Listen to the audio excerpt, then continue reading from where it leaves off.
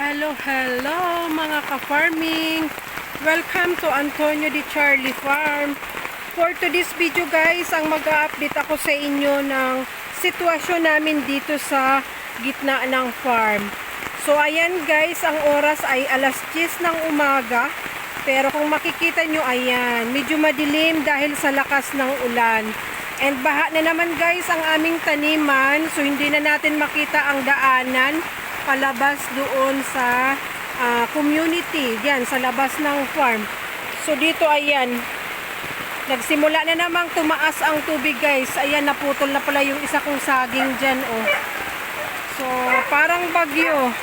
And ayun, kawawa yung mga kambing guys. Pinastol kanina kasi tumigil yung ulan, din ngayon ayan, ulan na naman. So kailangang maibalik na yan sa kanilang mga kulungan or sa kanilang mga kubo. And mag-harvest din sana ako ng gulay guys. Then may order sa akin pero ayan, lumakas yung ulan.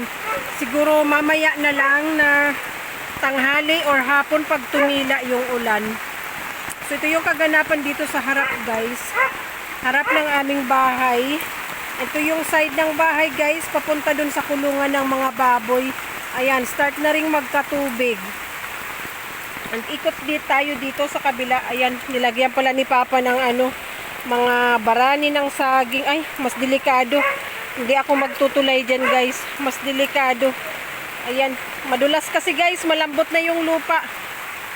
Ayan. Dito ay, ang lagkit. Tingnan natin guys yung yung natataniman ng mga sitaw. Ayan guys, sobrang sayang kasi dapat mamumulaklak na yan ngayon dahil bugbog na naman sa ulan at baha. Hindi natin alam kung magsusurvive yan. So dito ako, ito yung kubo ng aso. Bantay namin dito sa labas pero nilipat muna namin guys. Kasi ayan oh, may tubig yung tirahan nila. Ayan yung saging. Pinabagsak pa yan ng bagyong Pepito guys. Pero ayan pa rin, hinayaan na lang. Baka sakaling tumigas yan dyan. So ayan ang pwesto ng sitaw guys oh. Ayan yung pwesto ng sitaw oh, baha na rin. Then doon sa baba, mas mababa yan guys. Hindi lang kita yung tubig kasi mataas yung damo. Diyan sana nagpapastol ng baka at kambing. Kaya lang pag nababad na sa tubig guys, ay ayaw na rin nilang kainin. So ikot tayo dito. Ayan. Ito yung ilalim ng mga patola. Yung patola guys, babaklasin na rin yan. Babaklasin na rin kasi pangit na rin yung luma na yan, matanda na. So, ayan oh, marami na naman bunga ang ating sigarilyas. Ayan, for harvest na sana. Kaya lang, ayan, baha na rin ang ilalim. So, ikot tayo. Tingnan natin dun sa kabila. Kakatakot naman oh, matubig at baka mahulog pa ang aking cellphone. So ayan, ay malambot. Malambot na ang lupa at madulas. Kasi wala, dire-diretso na naman yung ulan. Kahapon guys, bumaba na yung tubig, kita na tong daanan. Pero kagabi ang lakas na namang ulan hanggang ngayon. So ayan na naman ang resulta guys.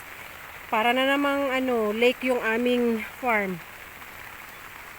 So ayan, tumitingin tayo kung anong pwedeng mai-harvest. Ang daming order sa aking gulay guys, pero hindi tayo makakakuha. Gaya nitong mga gabi guys, oh, panggawang laing. So tuwing tag-ulan guys, nasisira ang kanilang dahon. Ayan ang resulta oh. Ayan, nabubulok ang dahon, sayang. So kung tumigil yung ulan guys, kasi bawal yan i-harvest na umuulan dahil matutuluyang masira yung dahon. Okay lang kung gugulayin na agad. Pero kung hindi naman siya matutuyo dahil walang araw. So, hintayin natin tumila ang ulan kasi may mga order nga sa akin siguro sa Monday na. Monday na yan maha-harvest kung gumanda yung panahon. So, ayan mga saging natin guys, hinihintay natin mahinog. Ayan, may bumagsak na. Mamaya ipapakuha na natin guys. Lumambot kasi yung mga lupa guys, din mabigat yung bunga kaya bumagsak na. So, ayan ang kaganapan dito sa farm guys oh. Ayan. Bahang-baha at siguradong hindi pa titigil yung ulan. Dahil tingnan nyo yung kalangitan guys, madilim. So, ayan ang sitwasyon namin dito. Ayan na yung labas ng bahay, oh. Harap ng aming bahay. Ang hirap pag ganito, guys. Okay lang kung marami kang stock na pagkain, marami kang bigas, groceries, puno ang ref mo, okay lang na hindi ka makalabas ng bahay. Pero yung ganito, ay maghahagilap pa tayo. Kailangan pa natin magbenta ng gulay para magkapera. Yan ang problema. So kahapon, ayun o, naglinis na si Papa doon. Nag-start na nga siya doon sa side na yun. Kasi, yung mga seeds ng singkamas, baka mabulok na guys. Kasi hindi nga nabilad. So, kailangan na sanang magtanim. Pero, hindi rin makakatanim dahil may tubig na naman. Lalong mabubulok. So, dito guys, ang itatanim dito, lahat singkamas sa side na to.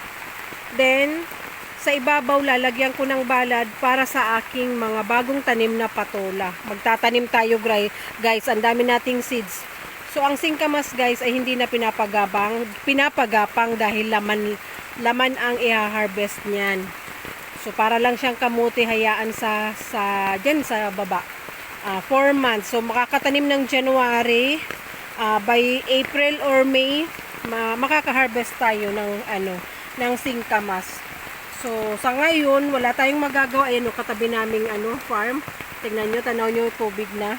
So, yung sa likod guys, ng aming farm, nataniman na ng palay. Sana pala nagpalay kami. Kasi, ganun din, laging matubig. Dito, okay lang dito sa taas guys. Mabilis bumaba ang tubig. Pero doon sa kabilang part, mababa dyan Dyan pa naman ang daanan namin palabas dyan sa village. So, kaya talagang affected kami. Ayan, mamaya lalabas kami ng aking anak dahil sira ang aming internet, so kailangan naming pumunta sa bahay ng aking kapatid. Ayan, susuong kami dyan. So ito, lagi kaming nakaboots. Ayan, laging nakabota kasi madulas and syempre di natin alam, baka may mga bubog dyan or may mga tinik na maapakan natin. So ayan ang kaganapan dito sa aming farm guys. Ayan ang aming bahay guys. Ayan. For the first time, pinakita ni Mami ang bahay namin. Ayan ang bahay namin ng aking mga anak. Dalawa guys ang aking anak. Si Kuya Kiano ay college na. Nandun siya sa school ngayon. Enrollment. So, malayo dito sa amin guys. Sa city. Sa Naga. So, ang kasama ko lagi araw-araw ang aking anak na bunso. Si Ate Nikki. Siya ay grade 9. So, ayan. Malaki naman yung bahay namin guys, pero ganyan lang talaga siya kasimple. Dating dating tubo lang na pinaayos ko nung umuwi kami dito sa Bicol. So ayan ang update for today. Maputik na madulas na baha ang aming kapaligiran sa ngayon. Ayan, tapos na ako makaluto guys. Tapos na makaluto na. Ayan na.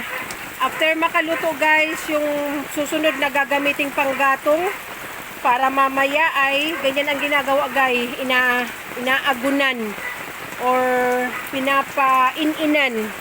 Kasi sayang naman ng apoy, so pinaininan na yung mga para mamaya maayos yung pagluto natin. Ito naman, ayan So nakaluto na rin ako ng pagkain ng aso guys. Ay, mainit. Ayan. Kaninang umaga, nakapakain na tayo. Siyempre, una kong i-upload yung vlog na yon. Tapos, next ito, para mamayang hapon yan, guys. Ready na ang lahat. May pagkain na ang aking mga aso. Kami din ay nakaluto na. Nagulay ako, guys, ng kamuting kahoy. Talbos ng kamuting kahoy, ginataan. So, yung iba, pinahatid ko doon kila Miles. And kami ng anak ko ay dito nakakain bago pumunta doon sa kabilang bahay. So ayan ang kaganapan dito ngayon, dito sa San Jose Partido guys, sa Bicol Region, Camarines Sur. So ayan, thank you sa palaging panunood ng aking mga videos guys. Salamat sa suporta. And sana wag kayong magsasawa na palaging panoorin at laging i-like and mag-comment Kung hindi pa po kayo nakasubscribe, please subscribe sa aming munting channel guys. Ito sa farm, Antonio de Charlie Farm. And yung isa kong channel guys na daily vlog, Mami Lenny Struggles and Strive. So thank you for now. See you again next time. Bye-bye. Ingat po ang lahat.